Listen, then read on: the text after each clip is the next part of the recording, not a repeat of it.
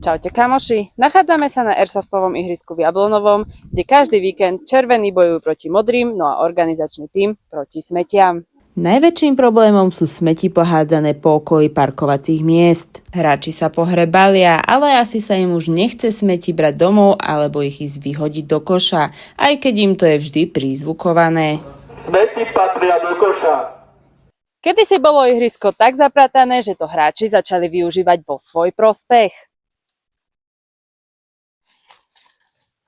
Ty čo robíš? Najväčší bordel po okolí tvorili označovacie pásky. Aby sa bordel minimalizoval, ihrisko sa rozhodlo vyradiť jednorázové pásky z používania. Viete nám povedať, prečo ste zaviedli látkové pásky?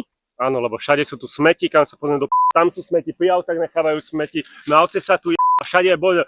Hej do čo robíš? Sem poď!